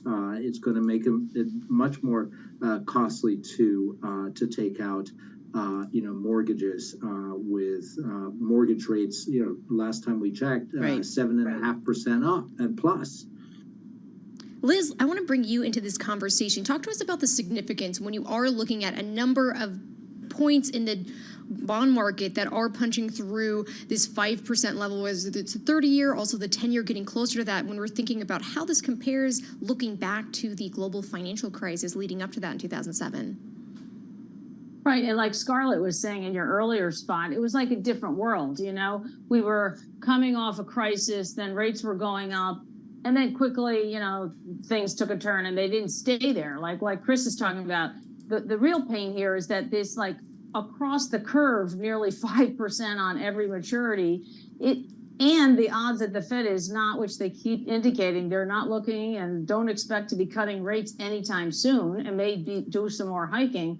That's like persistent pain, and we were talking about people with mortgages. I was talking to my cousin's daughter who got married. I was talking to her husband. I was like, are you buying? And they're like, they live in Brentwood. He's like, no, we're like the poor man's fixed mortgage is staying in our rental because we can't afford a mortgage, And so you've got young people being priced out of getting a home. They just have to rent, and other people just saying, hey, I got a fixed mortgage. I might want to move, but I'm not going to. So I think this higher for longer is going to kind of keep bleeding, like Chris's great story said today. But and the markets are kind of crazy today. Stocks are up at the end, and bond yields are still up, but up, way down from the lows. So I think market's digesting. Monday's a bond market holiday, so many people just Thank God, had right? enough. Well, Chris, come back in, because I love what Liz said about 5% all along the curve and the persistence of it. Is that's what's different from, as we keep saying, okay, the 10-year, the 30-year, going back to levels of 2007. Is that the difference? Because I'm trying to think about where I was. Obviously, I was here at 2007, but thinking if I felt the pain, obviously the crisis, but the higher rate environment just before it, was I feeling the impact of it as much as I am today? Yeah, it's kind of an odd historical, right? The highest since 07, because it wasn't a time when things were booming. It was like a time when we were on the verge of the worst financial crisis since the 1930s. So it is a very odd kind of historical. But if we look back to say the 1980s, you do have in the late 1980s a period where inflation was running significantly north of 2%. 3% or 4%. You had nominal interest rates at 5 or actually probably significantly higher.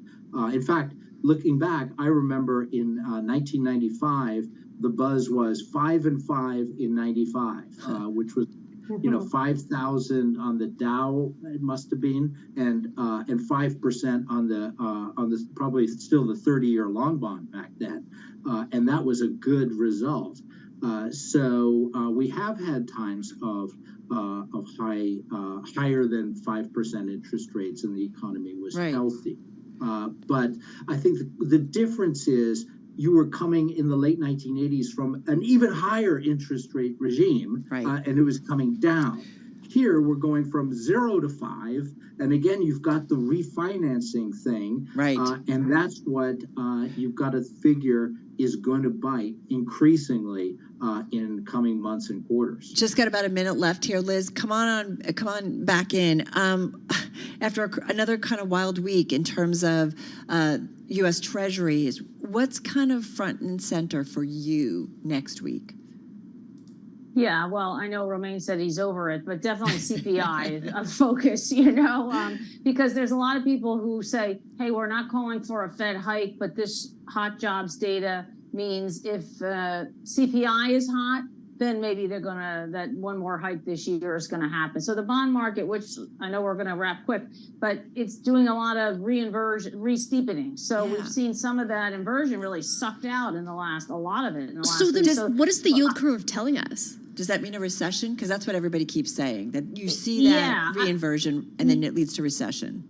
Yeah, right. Officially, Campbell Harvey would say it's the inversion originally that signals a recession, but most people say as it's starting to disinvert, that might be when we're actually getting closer to when it's going to happen, because like Mohamed El-Erian said, things may start to break.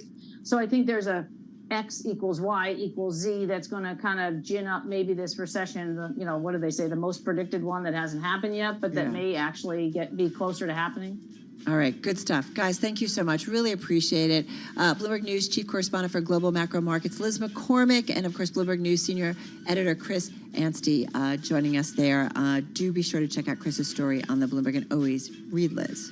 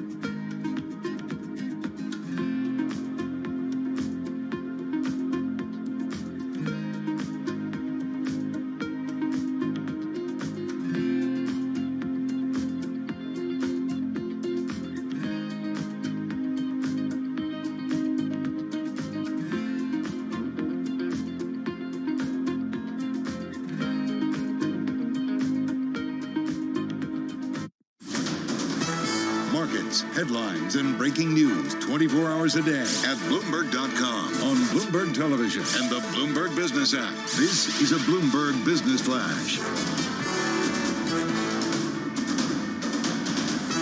It's 421 on Wall Street. We do check markets all day long here at Bloomberg. An up week for the S&P 500 index, gaining 0.5% this week. The Dow, the S&P, and NASDAQ all advanced as well. S&P up 50 points, ending the week, heading into the weekend at 4308 for the S&P. That was a gain today of 1.2%. Dow Industrials up 288 points today, higher by 0.9%. The NASDAQ Composite Index up 211, up by 1.6%. 10-year yield 4.79% with a 2-year at 5.08%. Stocks rebounded after a tense week while the retreat in treasuries extended as Wall Street debated the odds the Federal Reserve will raise rates again this year after this morning's hotter-than-expected jobs report.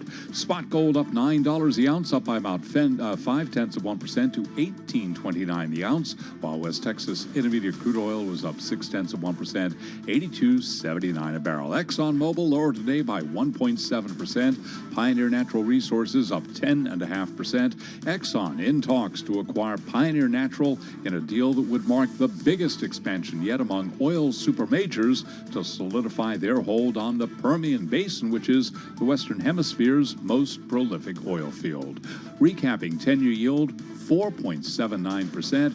S&P up 50 points today, up 1.2%. It was NASDAQ that was up 211 points, up by 1.6%. I'm Charlie Pelleton. That is a Bloomberg Business Flash. Thank you, Charlie. We appreciate it. Get the latest news wherever you want it with Bloomberg News Now. Top stories from our global team of reporters at the click of a button. Get Bloomberg News Now on the Bloomberg Business app, Bloomberg.com, and wherever you get your podcasts. All right, everybody. You are listening and watching Bloomberg Business Week. Jess Benton there, and I'm Carol Massar. Jess, of course, in for Tim Stanovic. Hey, it's the fourth day in the fraud trial of FTX co-founder Sam Bankman-Fried. FTX co-founder Gary Wang on the stand again, the cryptocurrency exchange's other co-founder, and he did plead guilty in December, agreeing to cooperate in this case against SBF. Keep in mind, Wang, Bankman-Fried's MIT roommate, is the first of 3 star witnesses testifying for the government. In our weekly look at the world of crypto, let's get an update on the trial. Back with us and following all the details, Bloomberg News legal reporter Ava Benny Morrison. She's on the phone from the Manhattan Federal Courthouse. Talk about the day, Ava. What went on and what did you hear? So it was a big day today. We heard from Gary Wang, who continued giving his testimony. Much of it was a sort of painstaking description of how Alameda and FTX operated, but towards the end of the day, he gave a description of the final frantic days at FTX, talking about how he was in the Bahamas with Sam and some of the other top executives as FTX's financial situation was getting worse and worse. He talks about when FTX filed for bankruptcy, and then him and Sam went on a drive to the Securities Commission in the Bahamas, and Sam instructed him to transfer the remaining assets of FTX to the Bahamas regulators. This was at a time when the US was trying to get a hand on it, and he said that Sam wanted him to do that because he thought the Bahamas were more friendly and they might be inclined to keep him as CEO of the company. Will we continue to have more testimony from him? Yes, so the prosecutor finished his direct examination of Gary today, and now we're in cross-examination.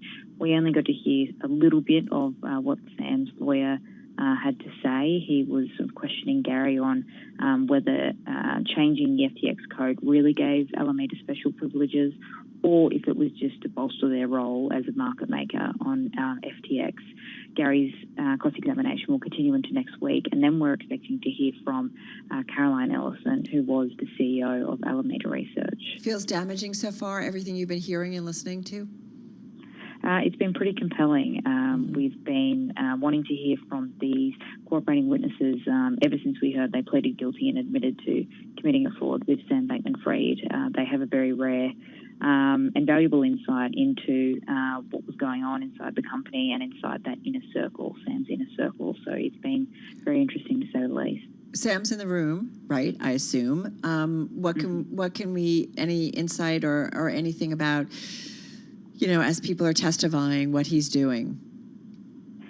It was interesting. He and Gary have been friends since high school. They went to math camp together. They lived together when they were in college.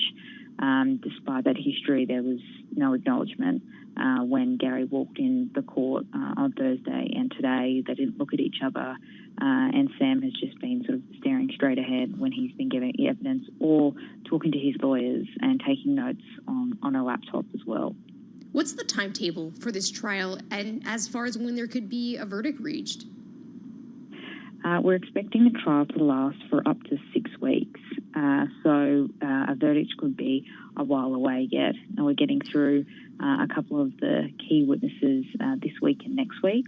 And then we'll expect to hear the Sam Bankman-Fried's case maybe in a few weeks' time. So cross-examination, just real quickly, we're not seeing that yet, or it is happening? It is happening. Sam's lawyer started cross-examining Gary this afternoon, but it was less than an hour before the court was due to finish. So I think he's really going to get into the swing of things next Tuesday. All right, so it'll be interesting to see that line of questioning as well. Hey, Ava, thank you so much. You've just kept us up to speed all week on this. Bloomberg News legal reporter Ava Betty Morrison on the phone from the Manhattan Federal Courthouse, where, of course, that fraud trial against FTX co-founder Sam Bankman-Fried is underway. Let's get more on the trial and oversight of the crypto industry. With us is Rory Doyle, head of financial crime policy at Finergo, which provides financial institutions, so we're talking about the likes of PNC and Santander, with compliance and regulatory and risk applications. Rory joining us on Zoom from the UK. Rory, you've been listening, I assume, to our Ava Benny Morrison talk about the SBF case, the FTX case. When you think about oversight and compliance and risk, certainly among the financial establishment, there's a lot at stake when it comes still to the crypto world, and is still a lot to be known. There is indeed, and I suppose, listening to the feedback there, I mean, something that comes straight away to what we're seeing is the immaturity and the inexperience of the C-suite involved in FTX, as that the legendary John Ray from the famous Enron case, who's now the liquidator for FTX, has explained he's never seen a more inexperienced and a more C-suite that does not take any advice around risk applications or business risk assessments. So there's a lot to have learned in the fintech world and in the crypto world. Talk to us about the compliance risks and solutions that you give to your clients that typically are financial institutions. So we provide a suite of applications that it's an ecosystem for client lifecycle management. So I'm head of financial crime. So I look after making sure that when a client takes our suite of systems, they are able to harmonize their policies and procedures and let them integrate with 120 jurisdictions around the world. So essentially, our clients obviously are worldwide, so they're able to onboard a client efficiently and compliantly from one location, and they maybe want to book their trades out of France, and they want to book their trades out of Spain, and they want to book trades out of the US, and we give them a one-stop shop to be able to do that both efficiently and compliantly. And were any of them impacted by FTX's collapse? Not that I'm aware, no. So we just build the systems for them. It's totally housed, within the cloud. But our clients themselves are the only people who have visibility of their accounts. I mean, but isn't part of the problem that compliance and oversight is different around the world at this point? There's not really any clear set of rules. And if you think about the established financial world, I'm not saying everything's exactly the same, whether it's Europe or Asia or the United States. We know it's not. But there is kind of an acceptance of a certain level of rules and oversight. And that's what enables global financial markets to actually work, right? Or global financial transactions to work. Isn't that the big problem right now with crypto? Yeah, you're absolutely right. But we are seeing around the world jurisdictions catching up with the FATF recommendations on crypto. So seeing very good laws and regulations coming out of Singapore. We've got the Financial and Innovation Technology Act coming, passing into Congress this quarter. Now, obviously, Congress is at a bit of a ponder at the moment, so there may be a delay on that. We're seeing the EU single rule book coming into place, and that's addressing the use of anonymous instruments such as crypto assets. Australia published a consultation, I believe, last quarter, which gives coverage to various digital currency exchange services, so that makes them regulated entities. Right. And your near neighbours, Canada, they produced a consultation paper there last quarter as well, and they're harmonising their transaction reporting rules for crypto in line with cash. So more's coming. 15 seconds, Rory. So does that mean you are seeing increased uptick in demand for your services? Can you quantify it just very quickly? Yeah, absolutely. Especially since we've seen there's a dearth of financial crime professionals around the world. There's been an increase in screening and sanctions due to the war in the Ukraine. Yeah. And therefore, something needs to bridge that gap. All right. And we believe we have the solution for it. Well, good to check in with you and get the play off of certainly the latest on that trial downtown. Hey, Rory Doyle, thank you. Head of Financial Crime Policy at Finergo, joining us from the UK. Let's head back to D.C. and a check on World and National News. Here is Nancy Lyons. Thanks, Carol. No agreement yet for the United Auto Workers as they head into the fourth week of their work stoppage at plants across the country. President Sean Fain announced today they have secured, though, a major agreement with GM. The company now will include battery plant workers in a new labor contract. We have had a major breakthrough that has not only dramatically changed negotiations, but it's going to change the future of our union and the future of our industry. Sean Fain says they're still working on reaching a deal on wages and pensions. President Biden is celebrating today's jobs numbers that were surprisingly better than expected, showing a gain of 336,000 jobs last month. Folks who have been left behind in previous recoveries and left behind for too long. We have the highest share of working age Americans in the workforce in 20 years. And it's no accident. It's Bidenomics. We're growing the economy from the middle out, the bottom up, not the top down. Biden also noted inflation is down 60% from last summer.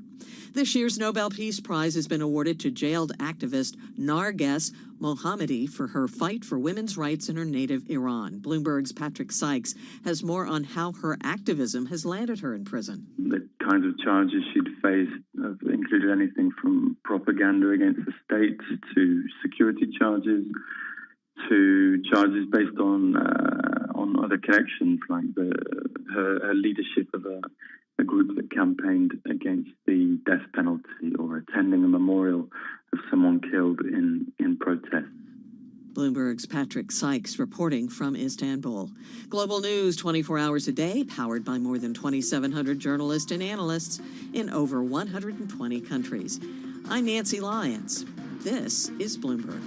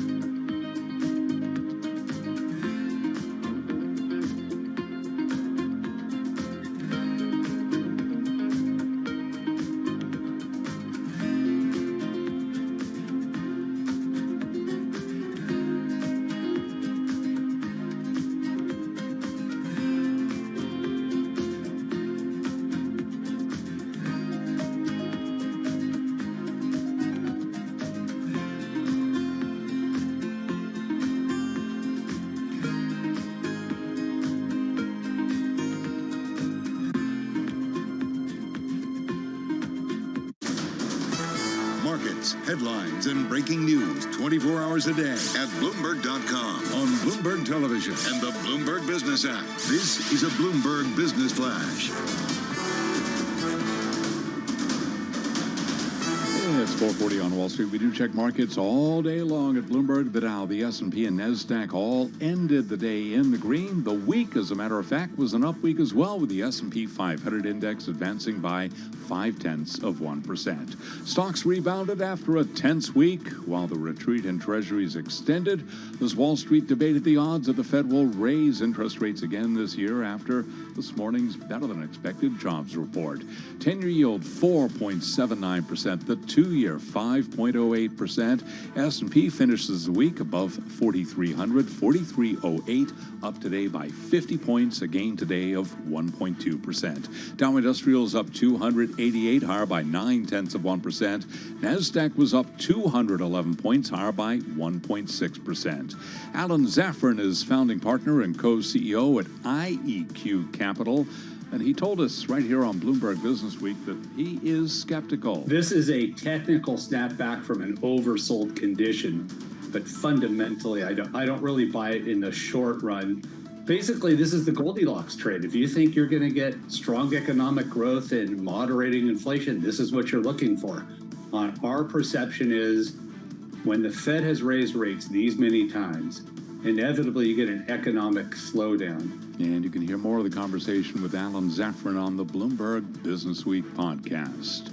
Another price cut at Tesla. The EV maker is reducing prices of its top-selling models again in the U.S., continuing its push to stoke demand and capitalize on easing supply constraints. Tesla shares gained today, up by 0.2%. Automakers also rallying today. GM up by just about 2%. Ford up 0.8%. Stellantis higher by 3%.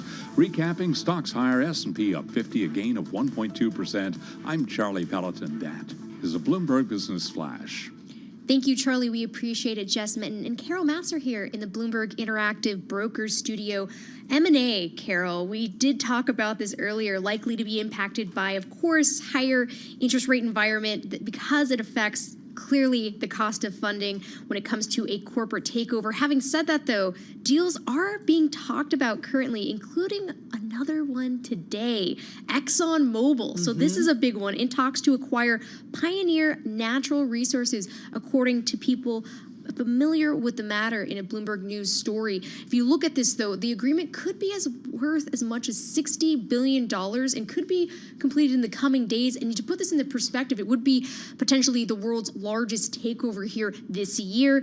So that clearly getting investors perking up their interest, especially when you think of an energy giant like that seeking to become dominant U.S. producer here of shale oil. So we want to bring in Bloomberg News senior oil reporter Kevin Crowley, joining us on Zoom from Houston, Texas. Thank you so much for joining us. To get started off, walk us through this takeover deal, because as you wrote, possible deal here, possible as it could be coming through in the next few days. What do we need to know? Well, this deal has been rumored for about six months now. It's one of those deals that's been talked about for a very long time, but it's still a surprise because of its sheer size and also what it says about Exxon's strategy, I think. So yeah, I mean the superlatives are huge. It would be $60 billion. It would be the biggest deal in the world this year. It would be Exxon's biggest deal of the last 20 years, going back to its merger with Mobil.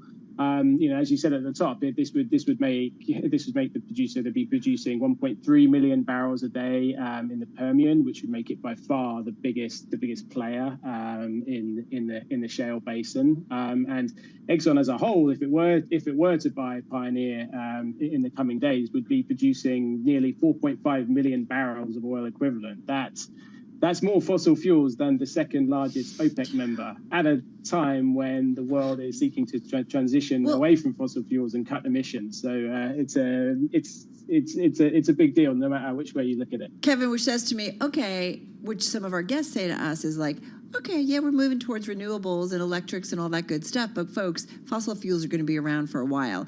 This makes strategic sense, fundamental sense for ExxonMobil. Like you said, it's been talked about for some time, but this is a smart play.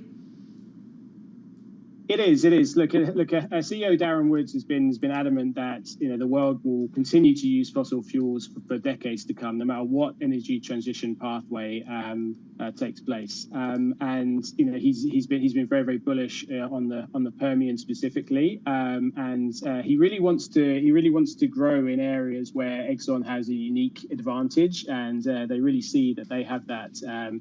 Here in the Permian. What's interesting about shale really is it's quite different to a lot of conventional production. It's much more flexible, so you can ramp down and you can ramp up production within the space of months, as opposed to these offshore mega projects can take 5-10 years to get going. So that flexibility also benefits them in the energy transition. Were the world to transition away from fossil fuels quicker, then it could potentially flex down and extend the life of that asset. So it's an interesting it's an interesting kind of deal, and I think they can certainly spin an energy transition argument for it. What issues, if any, could potentially prevent this potential deal and transaction from falling apart in the coming regulatory days? Right.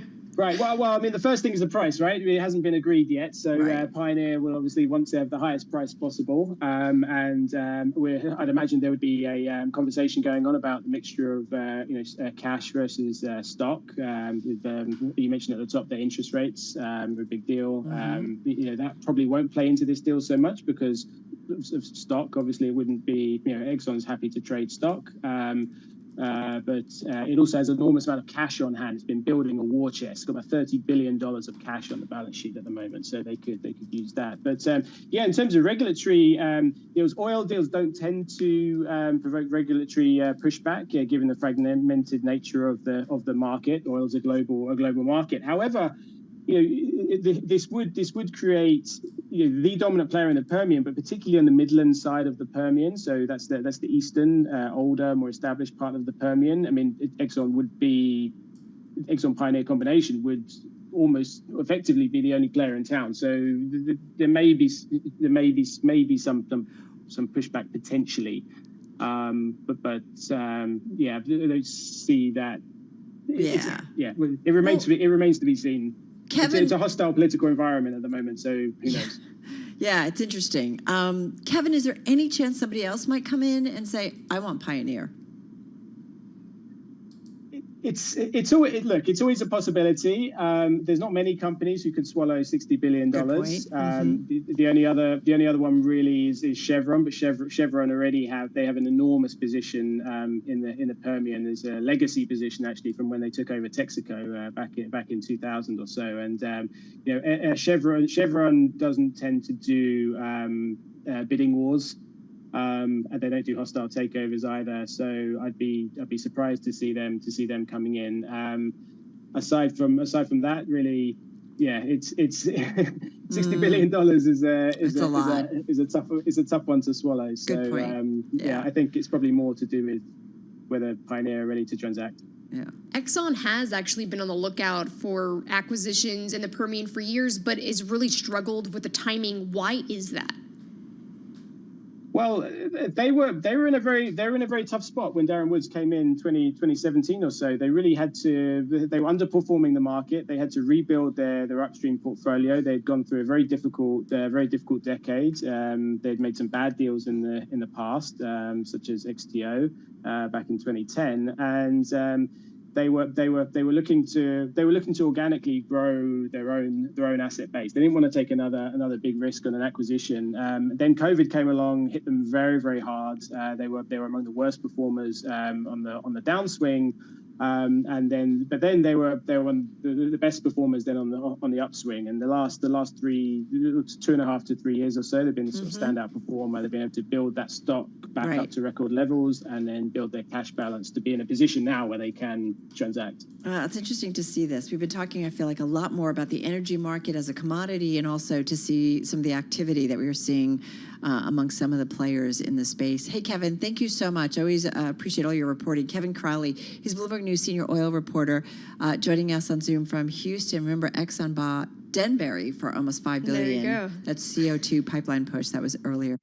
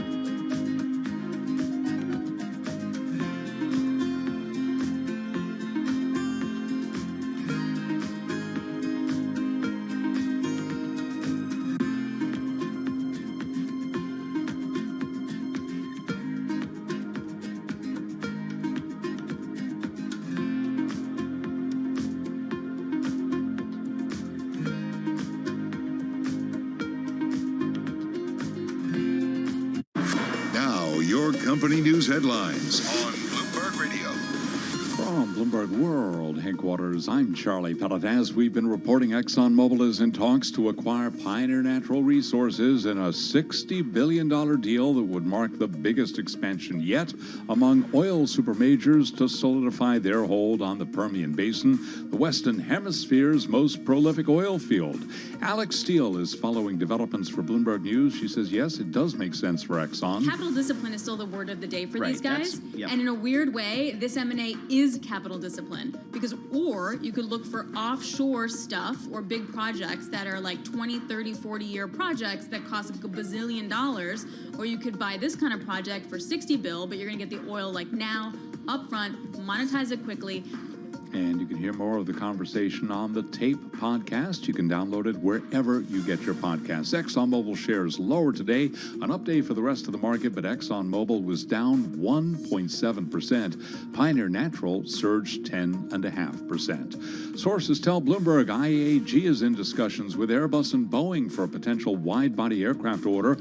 The European airline group is looking to modernize its long-haul fleet as part of the talks. IAG is said to be seeking to replace older 777s at its British Airways unit. Shares of IAG today, the ADRs were up 1.9%. Airbus up today by 0.9%. Dow member Boeing up by about 0.6%. Those are our top company stories at this hour. I'm Charlie Pelletin. This is Bloomberg.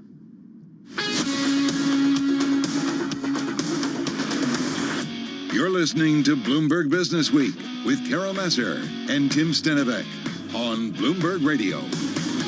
Jess Mitten and Carol Masser here in the Bloomberg Interactive Broker Studio. We'll have more coming up shortly, but first, let's get a check on the latest world and national news with Nancy Lyons in Washington, D.C. Thanks, Jess. Well, there is no deal yet, but the United Auto Workers Union says it is making some gains in talks with the big three automakers. UAW President Shawn Fain provided an update during a Facebook Live event this afternoon. I wish I were here to announce a tentative agreement at one or more of these companies, but I do want to be really clear. We are making significant progress. In just 3 weeks, we have moved these companies further than anyone thought was possible. Fain says the union this week will not be adding factories to its strike because GM has made a major concession by agreeing to include all battery plants under the main union contract. Well, the prosecution in the trial of FTX co-founder Sam Bankman-Fried called his college buddies to the stand today. Bloomberg's Hannah Miller with details. Two of his friends from MIT actually testified, and they really laid out this idea that Bankman-Fried was the guiding force at FTX and Alameda, and that he was well aware that there were financial issues with FTX and Alameda months prior to the collapse of these two companies. Bloomberg's Hannah Miller reporting. Former President Trump says reports that he shared sensitive information with an Australian businessman are false and ridiculous. ABC News and the New York Times are reporting the former president may have shared secrets regarding U.S. nuclear submarines. We get more from Bloomberg's Bill Ferries. The reporting is that the president shared information about how many nuclear missiles some U.S. submarines could handle, but also probably in terms of more sensitive information, how close U.S. nuclear subs could get to enemy submarines, including Russian submarines, without being detected. Bloomberg's Bill Ferry says the businessman reportedly went on to share the secret info with 45 other people. Global news, 24 hours a day, powered by more than 2,700 journalists and analysts in over 120 countries. I'm Nancy Lyons. Back to you, Carol and Jess. Thank you, Nancy Lyons. And I am Carol Master, along with Jess Metten in for Tim Stenivek on this. Thank God it's Friday, which means tomorrow you can check out our Bloomberg Business Week weekend broadcast. It's on Bloomberg Radio at 8 a.m. Wall Street time. A lot of great conversations. Among our favorites, one with Brad Jacobs, founder and chairman at XPO. He's also the co-founder of United Rentals, former chair of United Waste. So he has lots of experience in the real economy. But you know what? Even he's surprised by the current conditions. Check it out. In my career, I've never seen two simultaneous things that are going on right now ever going on at the same time. So you've got the Fed tightening, raising rates, slowing things down, possibly inducing a recession. But on the other hand, you have huge amount of stimulus going into the economy. So I was at the Jefferies Industrials Conference a few weeks ago. saw about 16 or 17 presentations. Half of them had a slide or two about how much money they were going to get from the CARES Act, from the Infrastructure Act, from the Inflation Reduction Act. So there's trillions of stimulus. Naively, I thought that was done. I thought that was a couple of years ago. It's now starting to come up in big amounts. So that's inflationary. Right. And yet you have the raising the rates. So it's this tug of war going on.